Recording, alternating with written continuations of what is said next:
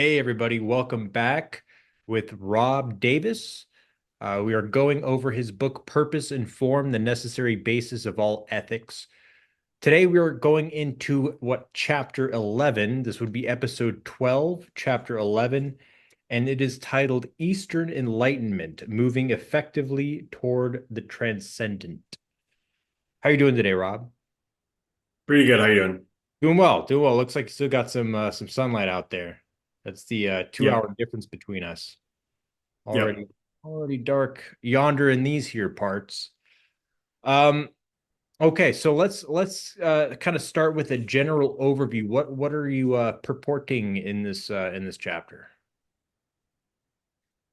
So this chapter is really my first full entrance into Eastern religions, and specifically, I'll focus on Buddhism.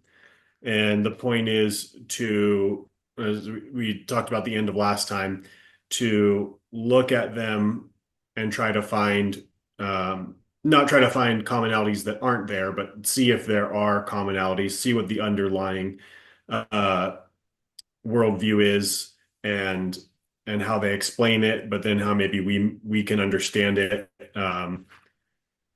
differently than might be a traditional take on it, or I mean a modern Western take on it, because there are a lot of ideas about what Buddhism is, what it might be, what it means, what it doesn't mean, and I think there are some things that are pretty commonly overlooked, and so uh, it is an exploration. It is, looking at possibilities, but as well as counter proofs and things.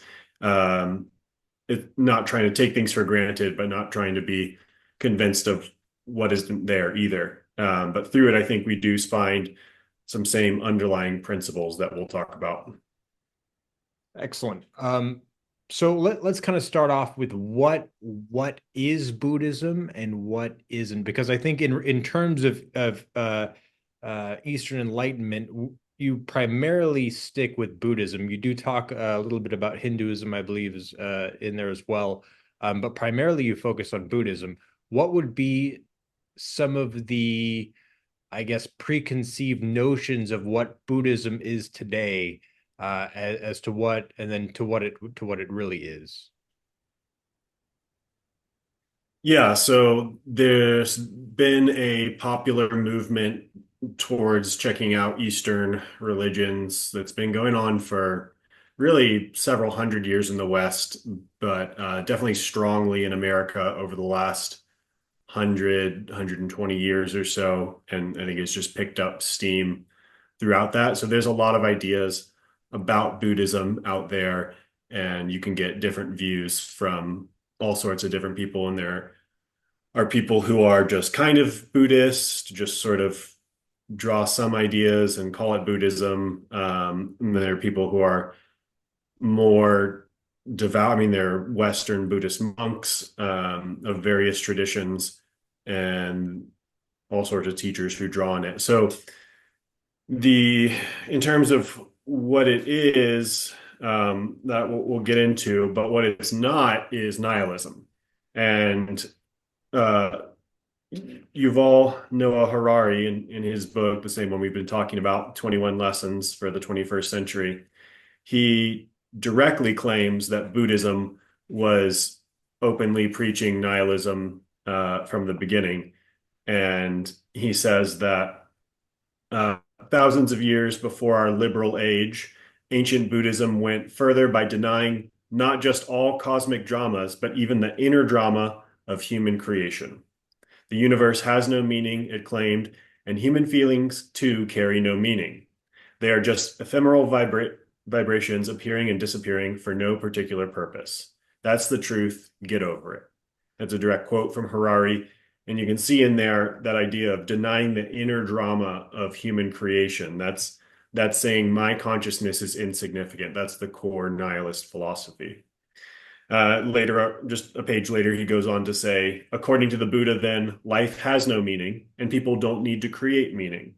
They just need to realize that there is no meaning, and therefore be liberated from the suffering caused by our attachments and our identification with empty phenomena. What should I do? Ask people. And the Buddha advises, do nothing, absolutely nothing. So, Harari's right that Buddhism talks about purposelessness, talks about the things not having a purpose. But we'll get into that in a bit. It's a bit confusing. And he's right that there are some sects of Buddhism that talk about doing nothing. Um, some Buddhists have even insulted others by calling them the do nothings. So it's a little bit more complicated than that, anyhow. But what he's wrong about is that Buddhism is obviously and directly nihilistic. And it's pretty clear that that is not the case. For But then one more thing, he says, if you realize that there's no meaning, then you're going to be liberated from suffering. That's just not true. That's not how it works. That's what we've talked about with nihilism is if nihilism was true, then the philosophy of nihilism would be nirvana because there'd be no meaning and everything would be fine. The problem is when you believe that you've believed in no meaning, you still suffer. And that's got meaning in it, and you can't get rid of that. So I also point this out in part of the chapter where there's specific studies of people who have had like the parts of their brain that produce desire have been destroyed. And so the Buddhist idea is, well, if you get rid of desire, you're in nirvana. But my contention is it's not as simple as that. Not just literally reading the Buddhist thing like, oh, we just remove desire. That's what they're talking about. Because we know there are people who have lost the ability to desire medically, and it does not put them in nirvana. They are depressed.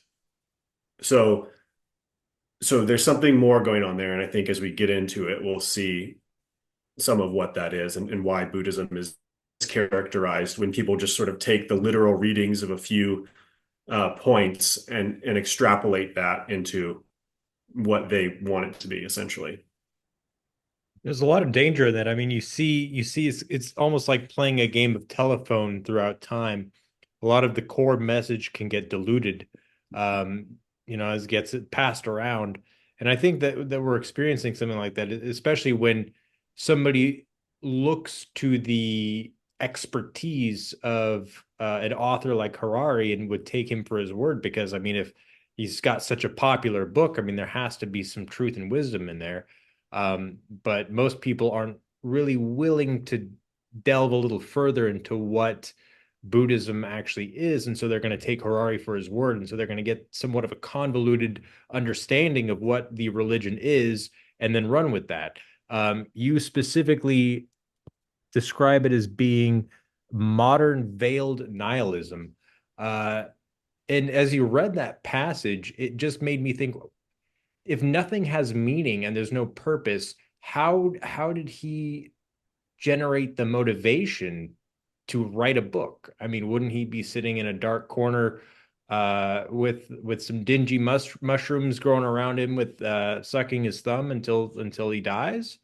I mean, I don't understand how you could get the motivation to do that if you're relying on such a self-defeating mentality. Um, so we've come to the understanding Right. that, yeah.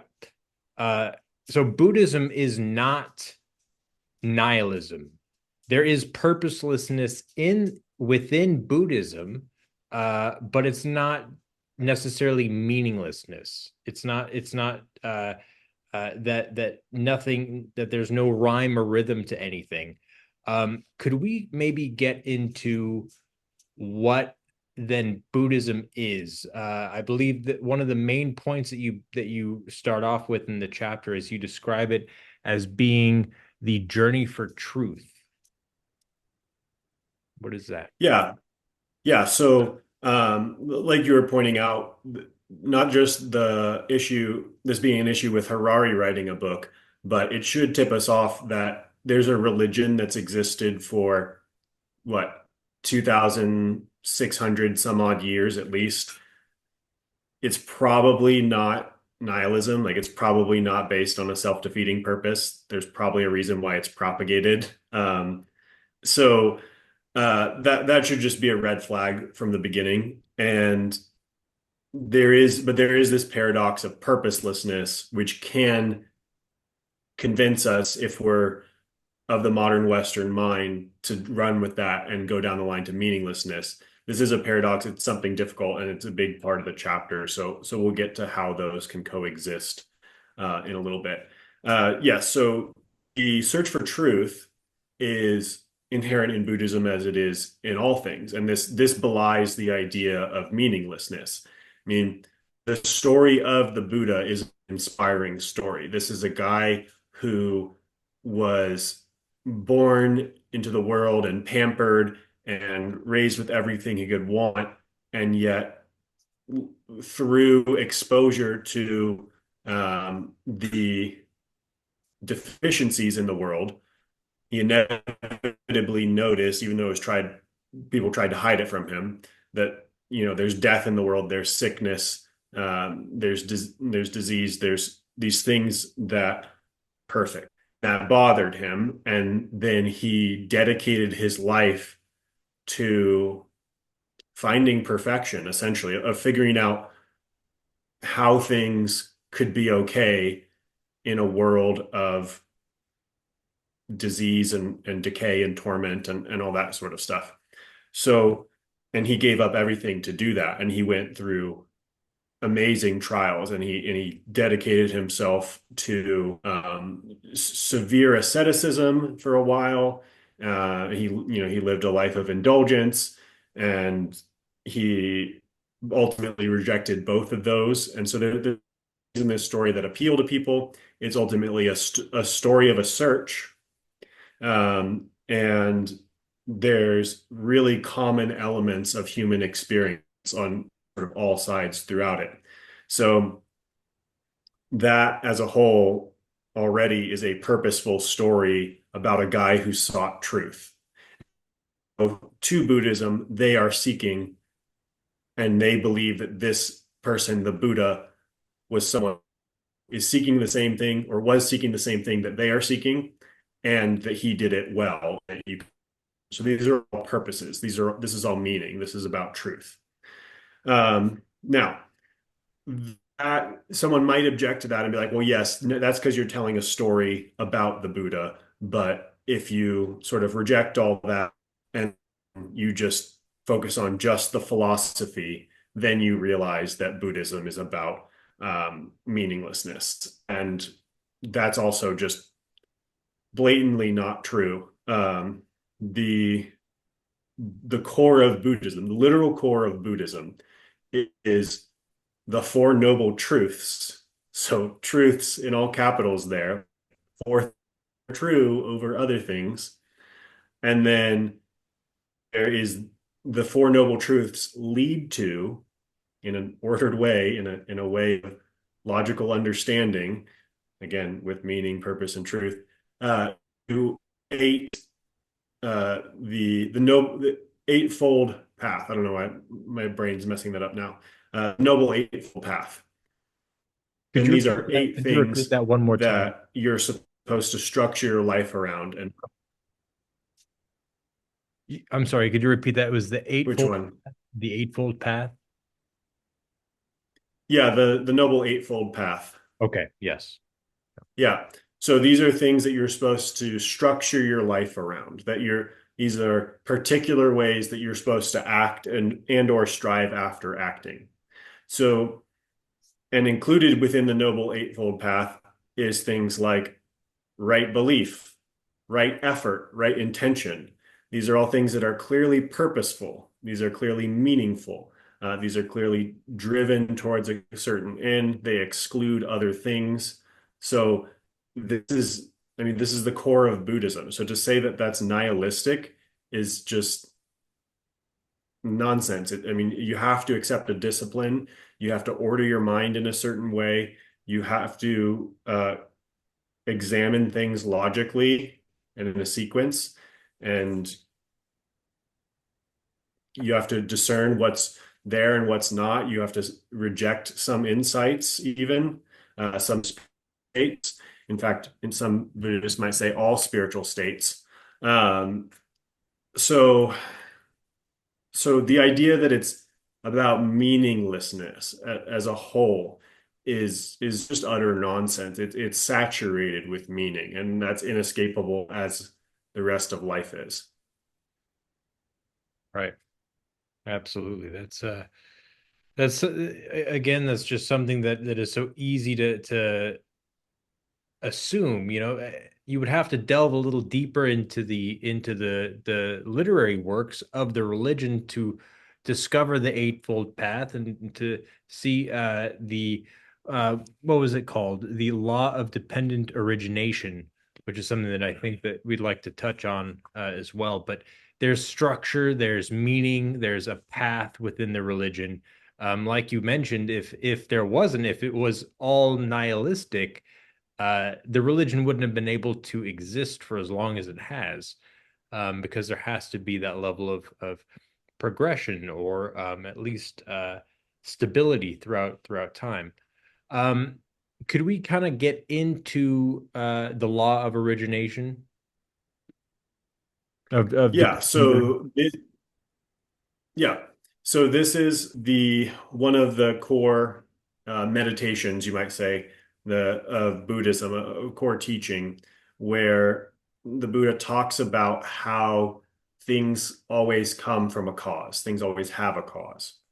And basically, a really surface level reading of it would just be to say, he says that cause and effect exists and is absolute, so everything has a cause, and then he talks about the cause of suffering. So he tells a story and connects it to a logical sequence in order to bring about the idea that um, suffering comes through birth into the human condition. And at its most basic level, it's part chain of logic, part story, and it's just the idea that everything has a cause, and therefore the suffering in our lives has a cause.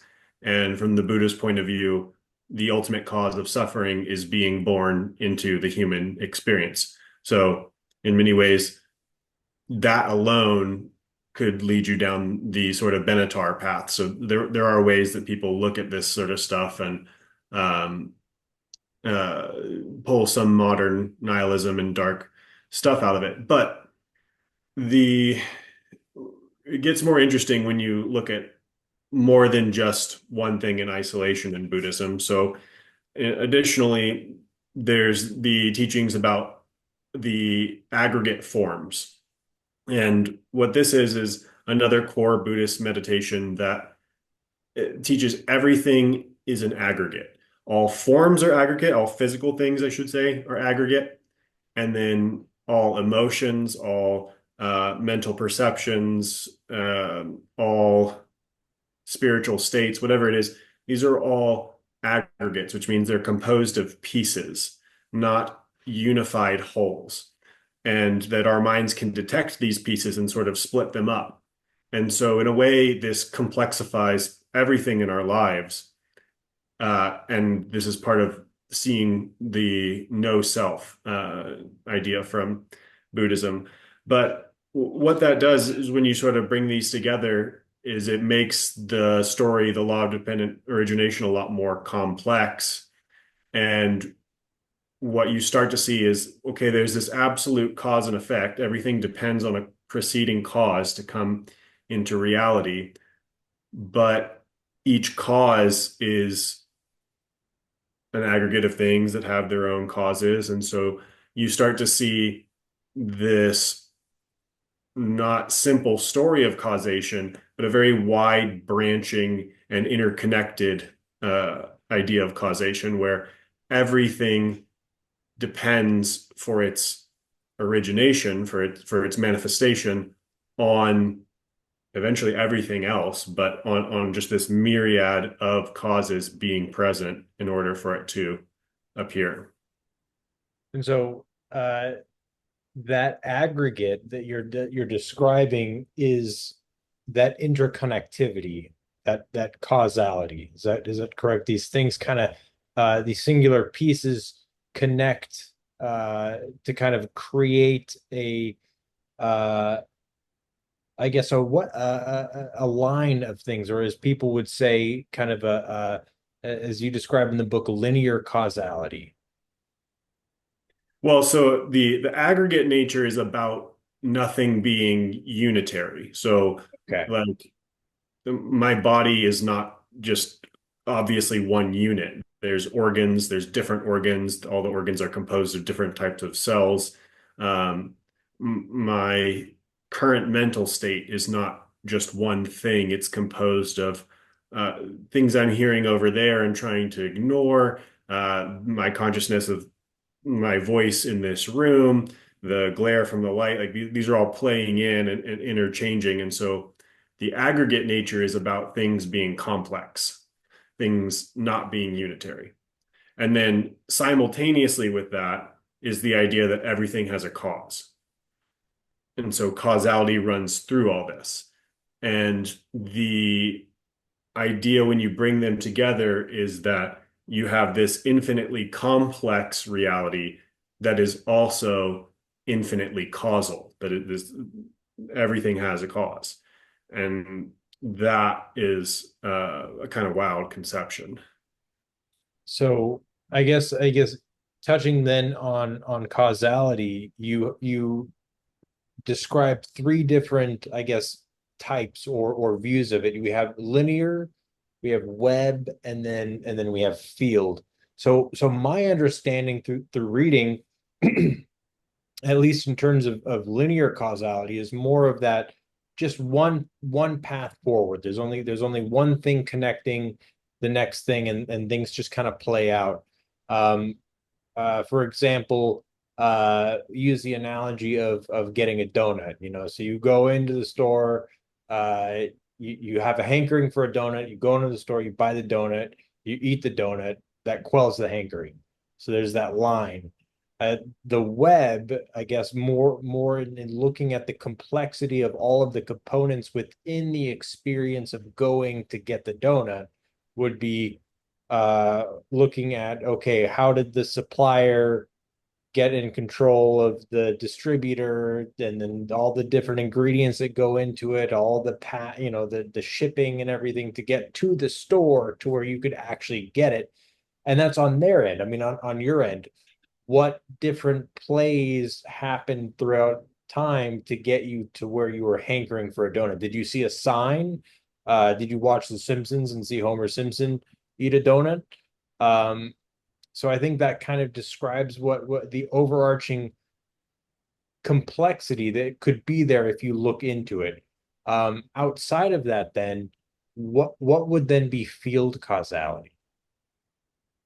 Yeah, so you got it exactly right. The linear causality is what, when you do a first reading of the law of dependent origination, that's what the Buddha is relating. He's just saying, we've got suffering in this life, and we can walk that back, and the one cause of suffering is birth into the world. And the so exactly the way that we were just doing, the linear causality is never true. It never has been true, and really no one actually believes it's true. It's a shorthand thing that we use, and it can provoke interesting thought patterns and insights, but it's just a simplified story. And what we all pretty much already recognize, whether Eastern or Western, is that causation is much more of a web. The linear line is an approximation, is a simplification, but in reality, there are all these different things that go into it. Now, the next step down that line is understanding that a web is composed of a bunch of different lines, right? That's how we picture a web. But the issue is even a web, even a endless number of lines is not a sufficient description of infinite reality. So there would never be a thick enough uh, connected web to account for infinity. So field causality is about making the intuitive jump. Like we can't picture an infinite web. We can't even picture a really that complicated of a web if we're really honest about what we're picturing in our minds. But we can understand the necessity for the conception of an infinite web. And so we can make the intuitive jump and say, okay, at a certain point, it all, is all so interconnected and so complex that it ceases to be a web. It's not linear. It's not about just certain connections. It's about the whole thing at once. And so that's what I call field causality, because there's just this field of existence, like existence plus potential accounting for purpose and form. There's purpose in the form of the field, and that leads to the next set of forms. And there's a way that the field generates and organizes and continues that, but it's so interconnected that specifying the particular causes is reductive of the reality. It's interesting. It's like I think the key word when I try to conceptualize field causality is potential. It's unlimited potential within there. I mean, of course, that's what's interesting is it seems like it's infinite potential within a finite experience, but within the limits of this finite experience, there's so much abundant potential that it would be very difficult to just contain that within these singular connections, and then you have to account for that individual intention within the potential. What is everybody's individual intentions to go out there and interact with one another, and things cause is just there's so much potential there. And so it's I guess somewhat difficult to conceptualize. And like you said, it's even hard to conceptualize web causality because of all the complexities and connections within there. But I think what web causality seems to describe, or what I'm looking at it is connections that are already there, connections that you can then look back on and say, okay, well, I see that once I picked up this object, now my attention's on that, and so I can start thinking about all the different connections to that object. And so you're making these individual, almost synaptic connections, as opposed to trying to understand the field causality conception, which is just all potential, the timeless potential in a sense, right? It's very difficult to wrap your head around. But So yeah, go ahead. just building on that for a second. So the way that we normally think in terms of abbreviated causality, in terms of linear or like simple web causality, is useful. There are legitimate ways that it's obviously useful. We wouldn't have computers and the ability to have this conversation if we didn't understand certain linear causes and effects and places where you can insert something new and get something new out of it. I'm not denying the reality of that. That's all there. And we have an effective understanding of that by sort of dissecting the potential around us and understanding limited segments of it. Um, I think it's just also important to not forget the other side of things, where the what would you say? The field is also going to be conceived of as causal. So this goes back to I think Alan Watts said it pretty well. A lot of things he said were pretty good and derived from Buddhism, though I don't agree with all of his analysis of that. Um, but he said, like, you are the sum total of the causes of the universe happening exactly at that moment. You are what the universe as a whole is doing in this particular place. So it's like everything acting together produces the next thing. Okay, excellent. Um, Next on, you touch on causal laws, and that ties in with kind of that divine order of overarching causality, whether we're looking at web causality or field causality. Those causal laws seem to be those, I guess, timeless, undeniable, not necessarily tangible, but uh maybe divine, maybe I guess divine order would be the word to describe that, at least from what I understood. Is that in line?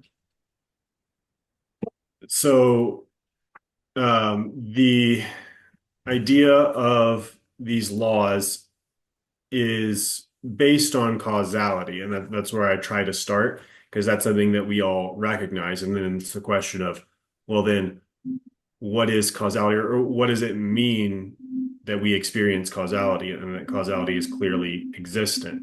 So if it's kind of, we take things for granted that one thing connects to the other and leads to the next thing.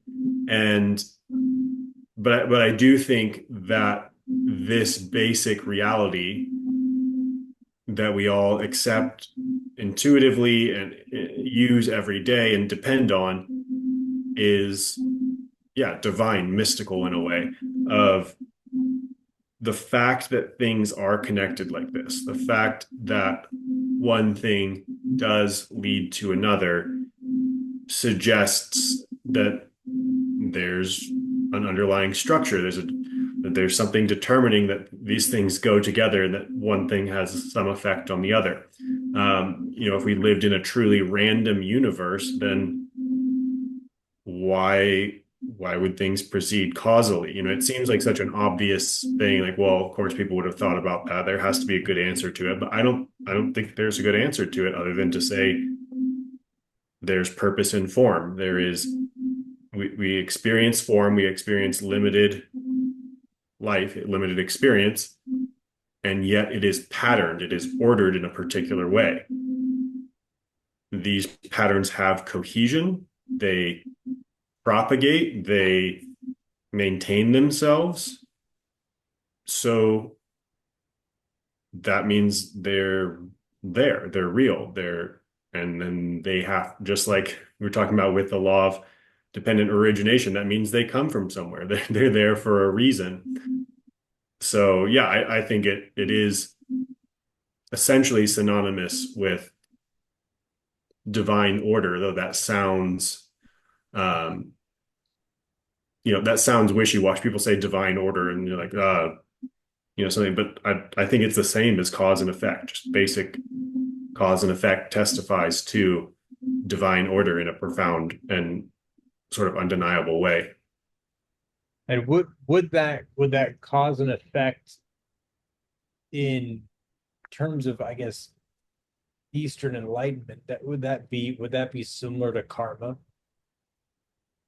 Yeah, so karma is an aspect of cause and effect. Karma is cause and effect as we see it in our lives, as connected to our actions, motivations, and desires. When someone says, oh, karma is going to get you, they're saying that there's a law, like a part of cause and effect that's as absolute as cause and effect. It's as absolute as, things falling under gravity, whatever it is. Or if you step on a rake, it's going to hit you in the face. They're saying that there's something as dependable as that, but that takes into account morality, that has morality and justice. There's a justice intertwined in the causality of the universe. So yeah, karma is this idea that that cause and effect entwines with and accounts for um, morality as we understand it, and as well as our inner states and our dispositions and desires. So if we're looking at, let's say, for every action there's an equal and opposite reaction. We can see that in the physical world as we interact with objects, but then we can also see that, I guess, in a more metaphysical realm where we can say for every immoral action, there's going to be some sort of of an effect that's going to come back to you after that. And that's without using our five senses, we have been able to nonetheless perceive this effect, this phenomena of uh, moral cause and effect, not necessarily physical, but metaphysical. We've been able to perceive that.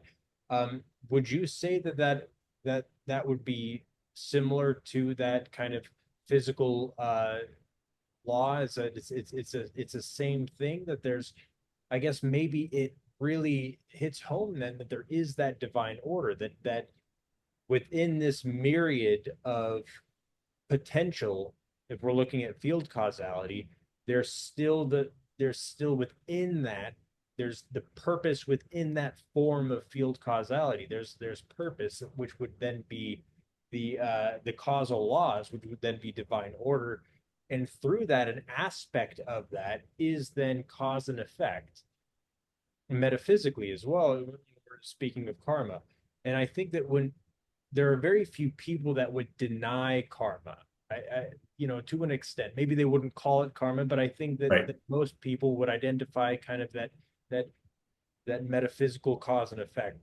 How would then would somebody who's a nihilist be able to identify with karma, or would they just be so caught up within the meaninglessness of it all that there would be no point in even identifying such a phenomena as karma? Yeah, well, that's a good point. Inconsistency there. I think the in general they get focused on the one aspect that sort of gives them what they want. But also, I mean, Buddhism is a weird doctrine, and part of its approach to karma is a little bit counterintuitive because it's not a Buddhist take to just be like, oh, karma is divine justice, and therefore, hallelujah, the universe is reigned over by God. Um, the Buddhist view of karma is as a negative, actually, and that the goal is to escape karma. So there's this view there of that's again sort of the world denying aspect comes in, sort of the negative view of the world. And so people just sort of capitalize on that and say, well, yeah, see, it's still nihilism. Like the even though viewing the world as negative or the justice as flawed or whatever it is not the same thing as actual nihilism. That's just believing in improper meaning, which means that proper meaning. Anyhow, um, the the issue of escaping karma is the Buddhist idea, and then that leads you to the idea that the causes and effects and karma is a trap, an illusion, and purposeless. And that's where that sort of language comes in. And that's where the modern nihilist sort of capitalizes and projects all of his desires on there. And the sort of build up to that and the things that you have to understand along the way are either ignored or just fudged to be like, oh, yeah, it all just means this when I think it still points to a different reality when you sort of take it step by step. I think that'd be a good opportunity then now to discuss what that true meaning of purposelessness is within Buddhism. What Right. what were you referring to then at the beginning of our talk? Yeah. So for the most part, meaning is synonymous with purpose. And so to say that the world is purposeless would normally be to say that the world is meaningless. Now, as we've looked at, Buddhism depends on meaning, but then okay, maybe it's self-contradicting. Maybe it is this self-defeating system, and for whatever reason has just worked and people haven't noticed it. But I think that there's something else going on. And actually, I quote David Benatar because he actually has this insight in the same way that I've had it. And it's, I mean, it's respectable that he could figure it out. So he says, God would not worry about whether he was fulfilling some external purpose.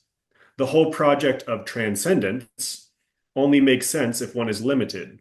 It would be incoherent to want to transcend a limit that you did not have. So he's saying God is unlimited, so he wouldn't have an external purpose. So this, I think, is the key to understanding it. Odd enough that it comes from Benatar, but purposelessness in Buddhism is connected with nirvana. It's connected with infinite peace. And that is a different thing than explicitly in Buddhism, they say nirvana is not annihilation. So it's not about annihilation, it's not about nihilism. And as much anytime you give a positive description of it, there's an issue, but it's essentially infinite peace. And so the language of purposelessness is about, I think, the perception of God's perfection. The fact that God is whole, infinite, and perfect necessarily means that his action, his point of view, though that's sort of gets you into trouble, but God's perspective is purposeless. Not that it's indifferent, not that it is callous, not that it is uncaring, but it does not seek something outside itself. It does not have a greater purpose to move towards. There's a quote, I think it's from Ignatius of Loyola, who describes God as like the truest description of God is love loving. God is already love, and what he does is love. He is loving. So he's not seeking something else. He's just exuding himself. He's just being himself. And therefore, there's a certain way of thinking about that that says that's purposeless. That's not a dim view. That's not a cynical view. It's not a view that says life is meaningless. It's a view that says, wow, it's perfect. And because it's perfect, therefore it's purposeless. So it's this view of infinity, and it's a view of seeing and joining with infinity that brings about what can be called purposeless. It has, but that's a disconnect and a separate issue than looking at us individually and saying our lives are purposeless and therefore meaningless. Because on this level, we do have things that are beyond us. We do have things to seek. We are here for a reason. Things happen in a sequenced, patterned way. There is purpose. So life, creation as a whole, is purposeful. It is full of purpose. And God has created it with infinite purpose, actually. But God himself is not subject to purpose because God has nothing to seek, nothing to gain. Purpose is about seeking and gaining. So that distinction, I think, is what is going on. And Buddhism is talking about nirvana, is talking about infinite peace. And this state is the state of purposelessness, which is the same thing as God's perfection. I think of, you know, if God is all that is, all that is doesn't need to be anything else than it already is. Right, exactly. There's no desire to be anything outside of himself. Even when you described God is love and God is loving, you could say, well, God's purpose then is to love. But I mean, that in and of itself, I guess, would be an accurate statement out, if you were to compare it to, for lack of a better term, a book's purpose this is to be a book, and so this book is being a book. So God is love and he is loving. Therefore, God is just existing. So the purpose is then existence. But outside of that, it's I see what you're saying, the infinite doesn't need to be anything outside of itself. So the idea of purposelessness within Buddhism, from my understanding, is the way to get closer to God is through identifying with that purposelessness, not necessarily on an intrinsic level with your own specific life path, but that is the way of identifying with the infinite, with God. I think of impermanence and a level of detachment from worldly things that it seems to be predominant within the religion of kind of renouncing certain things externally. And by doing so, I think you then get an understanding of the purposelessness of the obsessive identification with the external. And through that, you're able to then go within. And one of the main points that you make fairly early on in the chapter is the importance of meditation. Um, and I think that's one way of identifying with the infinite is by meditating, by quieting the mind. And although there is the intention to meditate, the act of meditating has almost an underlying sense of purposelessness within it because you're not necessarily doing anything but being. You're not trying to attain anything without your outside of yourself. You're not, thinking of a myriad of different things or trying to get into the past or the future. You might be regulating some emotions that are coming up in the moment, but for the most part, uh, the act of meditation is almost an act of engaging in purposelessness. Is that right? Yeah, so there's a it's right in that it's paradoxical and the it is paradoxical. So yes, the issue of, is meditation purposeful or is it purposeless? Well, as long as you're you, it's completely purposeful. You can't escape it. But the reality is God's there and that somehow through the divine mystery, the walls get a little bit blurry and purposelessness creeps in there too.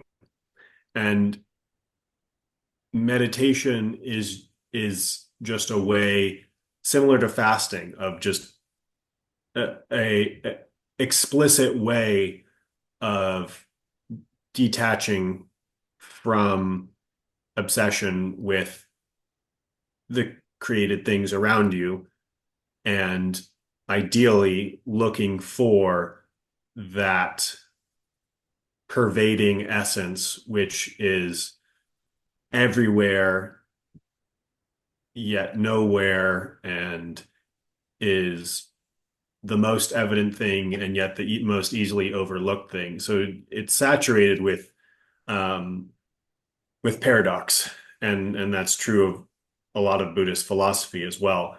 So I think that lines up. Um, yeah, so it has that aspect to it for sure. So when we are navigating this causal field, this we're going out, we're interacting, we're delving into this sea of endless, infinite potential, what aspect is actually us that is doing it? I guess my question is what is the Buddhist view of the self? Is there a self? Well, the Buddhist view is that there is no self. And in a way, that has been directly linked to, but in a way, you would say that then there's no doer. There's no person doing the action. There's no person thinking the thought. There's no person feeling the feeling. Um, and this is also a way of saying that thoughts, feelings, all your internal perceptions are external to you. Um, and that also means that all of your external thoughts, what we think of as internal, but thoughts, feelings, all these things that are external to you are actually just part of God's creation and are actually just a part of the same play of form that is happening externally that we look at and we think, okay, I'm this part, but then there's this thing over here and we kind of interact. But you actually step that all the way back inside, and all of this is a connected causal interaction, including all thoughts, feelings, that sort of stuff.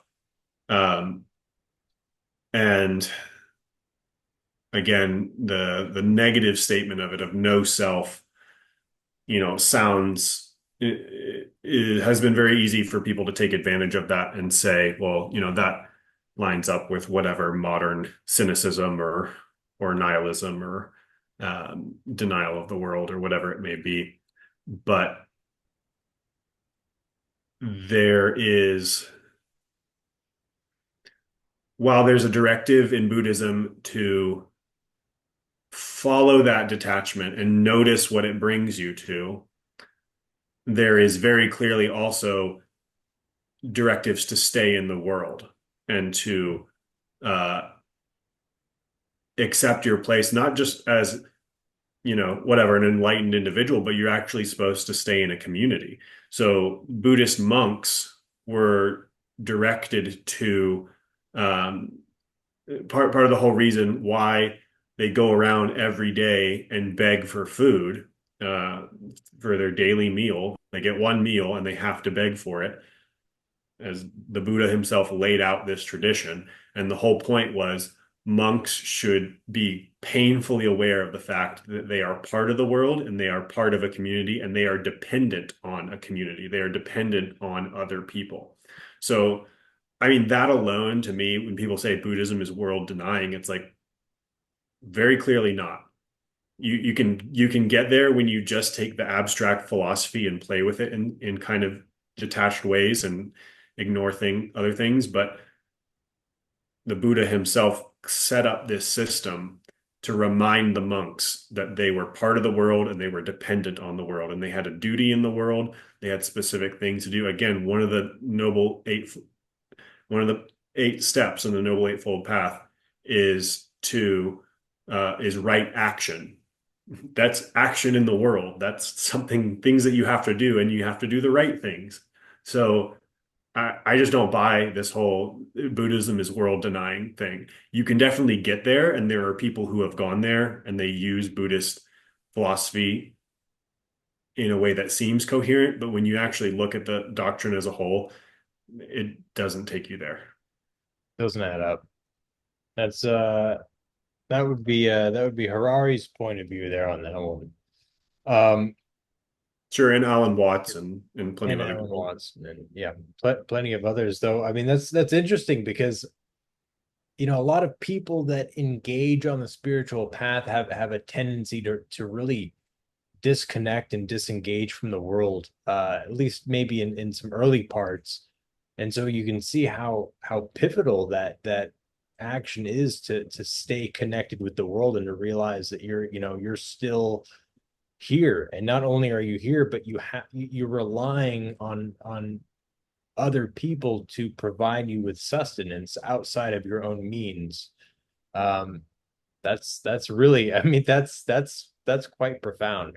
I mean, because it's outside of your own your own doing. I mean, I guess you could beg harder, or you could beg more rigorously, but I mean, you're literally relying on the world for your survival, on top of trying to connect with God through meditation and other forms of um, I guess levels of detachment. Um, so if we're talking about, I guess I temporarily want to go back to what you said in regards to web causality as different aspects of ourself, all the different organs that the individual organs that then make up who we are. You can say the same thing in regards to our thoughts. And although we can identify the emotions, the thoughts, and all of the other aspects of us as culminating into the whole, I guess, us, what we are, on a base level, all of that stuff does seem to be external. What then is within our control towards, and I use that term lightly. Um, Towards the end of the chapter, you discuss the importance of discernment.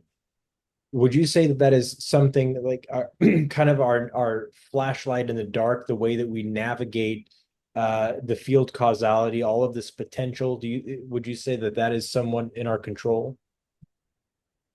So the idea of control is kind of a trap. So I think that it's really interesting to talk about. But the issue is it's really easy to take the side, especially through Buddhist studies of well, there is no control. And that just like people's minds flare up and whatnot. What's important to notice, though, is let's pretend for a second that the Buddha believed and taught that you have no control over anything. Okay, but he started a religion and told people to do things and laid out specific things for them to do and very specific ways for them to do them and very specific things for them to focus on. So the whole idea, like when people get wrapped up in the idea of no self, it's a particular meditation that has a particular consequence. But when you extrapolate that and you come to this weird position of like, because I know that now I don't exist and I'm going to act like that doesn't work. You can't act like there's no self. So what really we're talking about is two different things. The Buddha is bringing about this urge to look into um, the the complexity and the non non-unified nature of things, including your self and internal states, and calls you to see uh, what you otherwise cannot see. The the idea of control speaks on the same level that we all normally speak, including the Buddha and Buddhist teachings on a daily level. And you still need to go around and get food. You still need to sit and meditate daily. Your body has needs. You're not supposed to neglect your body. So when we talk specifically about the idea of control, we sort of risk superimposing these different levels and coming to weird conclusions. So uh, it's not helpful to say you don't control anything because whether or not there's a self, there is still significant choice. That is to say, it still gets weird because people are like, well, if there's no chooser, how is there a choice? It doesn't matter. You're still going to do one thing or another. You can get all caught up in the fact of whether there's a you or not, but what's more important is, let's say, if you spend the time praying or spend the time looking at pornography, that's going to have significant different effects on your experience. So, regardless of the fact that it's an aggregate and it's external to you, there's still significant choice. So, when we talk about control, I think it's important to say on we have these lives, we have these experiences, and we're supposed to. It's not a trap, it's not a trick.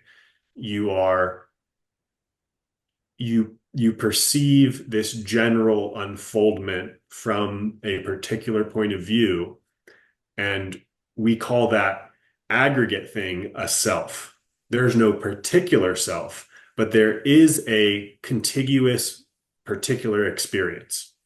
And that experience is going to go in different ways. And it goes in different ways based on almost, again, from this point of view, it gets weird, but almost an like a bootstrapping, like an internal circle of like, yes, my desires, my discernments, my decisions are also part of this external thing, but they're still significant and they still have significant outcomes. And I still, whatever that means, I still have the ability to intervene and to change. And that has significant consequences. So it's kind of like it's going on. Don't think about it too much on that level. Like you're gonna like, do you want to hit yourself in the face with a hammer or do you want to eat ice cream? Like, don't hit yourself in the face with a hammer. That like that's on that level, that's where we should be at. There's not a mistake to go through your life and be conscious and make good discernment decisions and strive for, again, back to the eightfold path, right action, right intention. People get all hung up because it's like, oh, but there's no self. So how can there be a right intention? Doesn't matter. You still have to have right intention. You still have to have right action. You still have to have I'm pretty sure one of them is like right employment. So like just do not mix those levels. It will only cause problems. Um, Now, if we want to go to the other level and talk about uh, control on the minute level, we can, but I don't know if that's where we should go at the moment. You tell me. Right. No, I think that's essentially it. I mean, I was looking at that aggregate of the self, and then at what point where's that level of discernment coming from as we're moving around, as we're making those decisions, and I think that you really kind of hit the nail on the head in regards to describing what is control, the illusion of control. Do we have control? And we can get kind of tied up in that idea of whether or not there is or isn't a self. But I think fundamentally, when you look at the whole, there is decision making going on. There are certain aspects of that are undeniable. Um, Right. so Well, yeah, and then even on top of that, the people who think, oh, that's wrong, no self is significant and it has to do what it like, those people are going to then act differently, right. right? So that like their whatever meditation on no self has made them make different decisions. They That's can you that's can you can talk semantically about there's no they. It's like it doesn't matter. You change the way you acted based on information that you processed and sought out and whatever. Like there's no way to talk in a language of no self. So it doesn't really matter on this particular level. It's a useful meditation, it's a useful insight, but if you let it bother you and make you, it's not going to make you not make decisions ever. right. It's not going to destroy decisions. There's always going to be decisions that you're making. So you can either make good decisions with discernment or you can make bad decisions. And if you want no self meditations to screw up your life, okay, go for it, I guess. But like you can also not do that. And I think that those are mainly aids to help you kind of quell the noise of existence. And I mean, there are certain levels of ways that you can identify with what the self is. I mean, you can say, oh, well, I identify as human number 57642. I identify by my social security number, and that is who I am. But I mean, there's so much more complexity within trying to identify the self. I mean, you can say, that that is false, because that is something that another individual has prescribed you being, as here's your number. But I think that that identification with the self comes through that level of meditation, even maybe meditating on no self. You're able to really get to the crux of what it is, what it is that you're identifying as a self. And it's not something it's not all of these different roles that we have to put on. There's something, but it's not necessarily that. I do want to talk about the connection, then kind of wrapping it up, the connection with Christianity, because I know we were looking at, coming into the chapter, there was that preconception of looking at Buddhism or Eastern thought, as Harari would, as making a connection with nihilism, but that clearly isn't the case. So we can make a connection with Christianity as being, not only can we look at it from a level of causality, because both adhere to the causality, but then there's also that overarching meaning. And then, even although we've just discussed purposelessness within Buddhism, I think that just by having that level of meaning, inherently there's purpose that can be derived from that. Yeah, yeah. So I think that part of the problem is the common phrase of like Buddhism is a philosophy, not a religion. It's just like, I mean, to modern Western philosophers who just read the text like it's philosophy, then yeah, sure. But Buddhism is a religion. It has different social castes that it prescribes, and it talks about how they're supposed to interact with each other, and it tells you how to dress, and it tells you fables and all this stuff. And for the vast, vast majority of uh, several millennia, it has functioned as a religion. And I think it's pretty obvious once you return to that.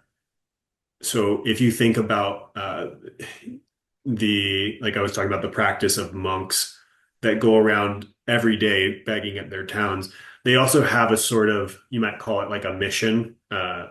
So not exactly the same, obviously, but where they essentially go on a very long alms trip where they take nothing with them and just go walking, and they have a particular, either amount of time or amount of distance that they're supposed to go. And it's like, if you're in the United States, it's like you're walking across multiple states. And then you're at that point, you're just dependent on being cared for by other people. You have no community that knows you. You're just dependent on the goodwill of others. And so I like just thinking about someone's perspective as they're doing that. They're surrendering themselves to the divine order of the cosmos and depending on the divinity of the charity of other individuals to care for them. Like and again, with nirvana, they're seeking after infinite peace. Well, just because maybe they don't know the name and the face of the Prince of Peace, when they see his name and face, it's not like they're going to be pissed off. They're going to be like, ah, here it is. Yeah. Here's what I've been looking for. So, you know, we get messed up because we interact mostly with Western quasi-Buddhists who have silly ideas and paint Buddhism as this, you know, basically a Gnosticism. They recast it as a type of Gnosticism. But most of that's just kind of bogus, and they've taken the parts that they like from it and just plugged it into their own nihilism or Gnosticism and used it to reinforce that. Um, so I, I don't think Buddhism is Christianity in secret or anything like that, but I think that it's going after truth. Uh, it's interested in moral activity of humans and cultivating that. It encourages people to meditate and to withdraw unhealthy significance from the attachments of the world, many of which are negative. Um, and it encourages them to search for the infinite, eternal, abiding reality. I mean, that's what the dissatisfaction with the world comes from. And the intuitive sense that Buddhism is playing on is that missing, unsatisfied emptiness that we feel intuitively that we have, that we're based in, that we have some form of eternality at the core of us. And the Buddhism says, okay, go find that. And you won't find it in anything of the created order. And I think that all lines up perfectly well with Christianity. So I quote a good amount in this chapter and somewhat throughout the book from another particular book by a Buddhist monk. It's called Don't Be a Jerk. And I think if you read that book, if you're Christian and you're somewhat open to comparative religion stuff, that book just knocks it out of the park. I don't think he's intending to do it, but it's like very, like really close to like this is a Christian view of the world. And that's actually, so it's Don't Be a Jerk. And this guy is translating the teachings of a Zen master named Dogen, who lived in Japan in, I think, the 13th century. So it's super interesting for someone who might be interested in that sort of comparison. I think if you read that book, that's a really good thrust in that direction. There was a there was a quote here, page 234, Yogananda. Uh, Renunciation is not an end, it is a means to an end. The real renunciant is he who lives for God first, regardless of his outer mode of existence. To love God and conduct your life to please him. That is what matters. When you will do that, you will know the Lord. And I mean, that could have been easily placed into the Bible, you know. I mean, just that wording there. And so that brings me back to something that you touched on earlier as being the great mystery of life. And I think that both kind of steer the individual to identifying with that there is a great mystery of life, not answering it, not letting you know what's wrapped up in the Christmas present, but letting you know there's a Christmas present there. And I think that's a strong connection within the two that completely negates a nihilistic worldview in that there is no present. You know, there's nothing under the Christmas tree. Go home, kids. You Yeah, know, exactly. this way, with this, at least we know that there's something there. And you can almost say it's not for us to know.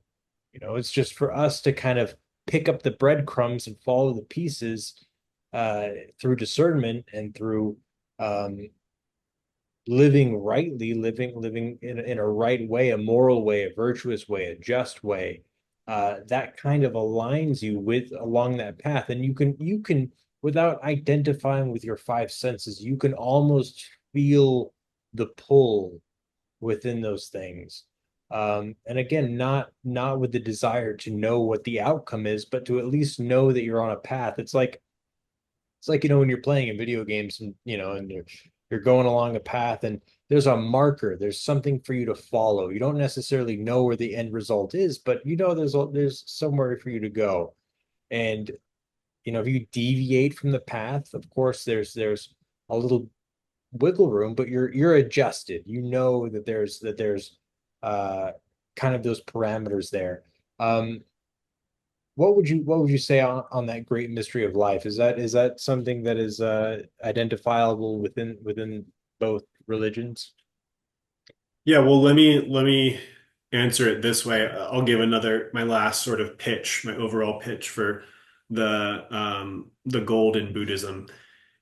From a Christian point of view, Buddha existed before Christ. So, and he existed on the other side of the world. He didn't have access to the teachings of the people following Yahweh. He didn't. didn't know Christ.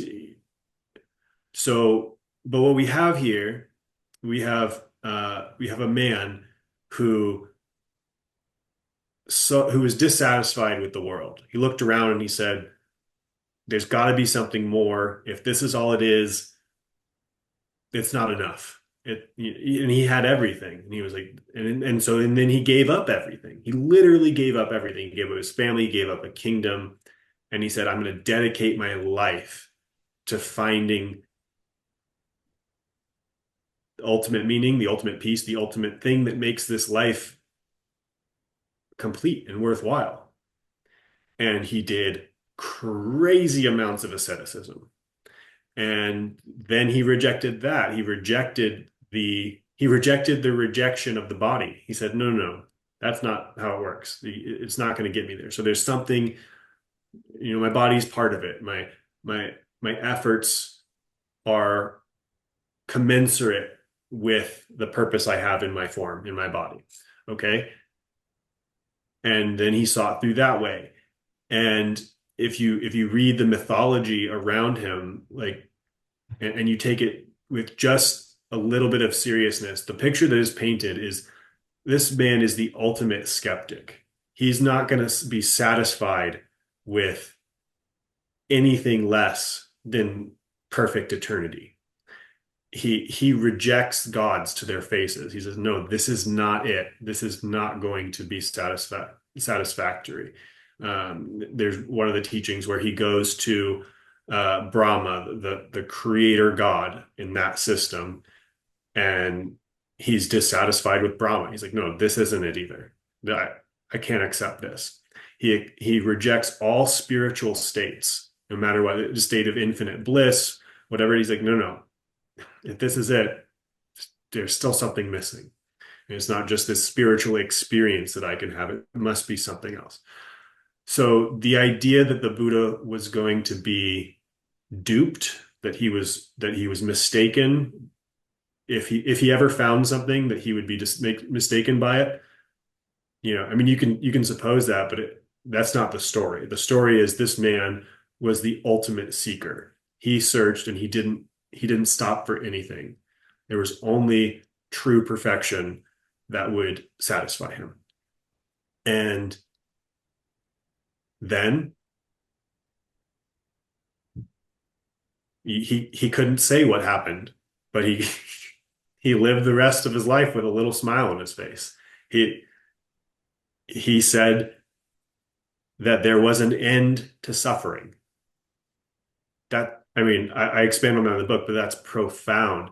He believed in infinite life. He believed in reincarnation. He believed reincarnation was hell because life was infinite suffering. And then he decided, he found out that there was an end to suffering. Unless you believe he was tricked, then what he had to have found was the true end to suffering. And if you're a Christian, there's only one true end to suffering. And he's looking for infinite peace. He found the Prince of Peace. I don't know what to tell you. Like, that's what happened. He found Christ. Unless, sorry. He found Christ. Yeah, unless you just want to say it's all a lie. I mean, you can do that, whatever. But I think that's what happened. And he was not in a place and time, literally before Christ was born. He was not in a place where he could be like, "Oh, by the way, hey, have you heard of this guy, Jesus? Oh, wait, no, he hasn't been born for 600 years. So never, and he's not on this side of the world for, whatever. We don't hear about him for millennia after that." So, but the Buddha found what satisfied him, what was truly satisfying, was infinitely satisfactory. Because life to him without this was infinitely unsatisfactory. It was completely unacceptable, always missing something, and he found what was missing. But again, if you're a Christian, if you take the Buddha's story seriously, I think that's what you have to come to. Yes, it uses weird techniques that we're not familiar with. The philosophies, especially in the modern world, is kind of bent, and you're like, what's going on here? And it's not a necessary addition to any Christian's life, but through what we've been talking about, I really think that it's leading people down a path to relentlessly searching after the truth, and it's very clear about not being uh, drawn in to limited spiritual experiences. It's very clear about rejecting the claims of all gods, all the pagan gods, we might say, and it's looking for that which is infinite, which is not finite, which is not part of creation. I mean, it's looking for God. Like that's what that's what's Yeah. there. If you're, it's kind of like John, if you have the truth in you, I think if you follow that formula, you're going to find Jesus and God at the end. If if you don't have the truth in you yet, then you're going to spend it in a bad way. Just like if you don't have the truth in you, you're going to spend Christianity in a bad way. So, anyways, that's my pitch for it. No, that makes perfect sense, and it's a wild conception, specifically because I mean different time periods, different locations. But just to say that, well, somebody went on the journey to seek ultimate truth and to seek an end to suffering, and clearly there's one answer to the end of suffering, and who's to say that he couldn't find it just because he wasn't in the exact time and place? I mean, he was still a person, he was still a human, he was still having, that search. So I would agree with you. I would agree with you, and I don't think that would be a widely accepted uh point, simply because of people's preconceived dogmatism, and inability to maybe make those connections. But I've always thought, I mean, that there are so many incredibly good people in the world. Why would we say it's like saying, oh well, they're not a part of, they're a good person, but they're on the Tampa Bay Tampa Bay Buccaneers instead of the Miami Dolphins, so I don't mess with them, even though he's a pretty cool person. It's just like, well, I mean, if he's a good person, you're a good person, be good people, interact. It's like, I mean, it's there's so much more in common, I think, in those religions, as opposed to specifically when you look at the polar opposite, the 180, which is nihilism, and you can see people try to come in and bend uh Buddhism into kind of that nihilistic way of thinking. And I think that primarily happened, with that new age movement that started, I would say, what, in the 60s. I mean, I'm assuming I would go as far as to say as the Beatles were pretty big on that, after Revolver. They kind of started to bring in a lot of uh Eastern ideology into the West, and people just kind of transformed Buddhism, which was what a pretty set religion with a bunch of, like you were just saying, different ways to dress, to act, to different systems, caste systems, to just kind of like this, oh, everything's love, man, and which it is, but I mean, there's order within it. And Yeah, exactly. I think they were just missing the whole aspect of order within it all. Um, Rob, is there anything else that you would like to touch on before we close out tonight's segment? Um, no. Okay. I think we pretty much did a fine, thorough reading of this chapter, and it's incredible. I mean, that was one chapter I was looking forward to, and it met expectations. And I think it was very well written, specifically with tying it in the end to Christianity, which is, I think, what you were talking about at the end of chapter 10, was to see if it held up. And as we found out, it does, ladies and gentlemen. All right. So this book is Purpose and Form, the Necessary Basis of All Ethics, by Rob Davis, who has joined us for our 11th chapter and 12th episode of this series. Next week we are going into what is chapter 12? That is the great revealed truth of divine intimacy. Excellent. Anything to you want to maybe touch on of what that chapter would entail, or do you just want to wait and keep people guessing till next week? It's kind of a focus and expansion on what we started talking about here. So Okay, we have a excellent. little bit more of that. We're going to keep going. All right, ladies and gentlemen, if you'd like to order a copy of this book, you can go to Amazon.com, search in the search bar there, and type in purpose and form. You do have to put in Rob Davis in there as well, otherwise it will not come up.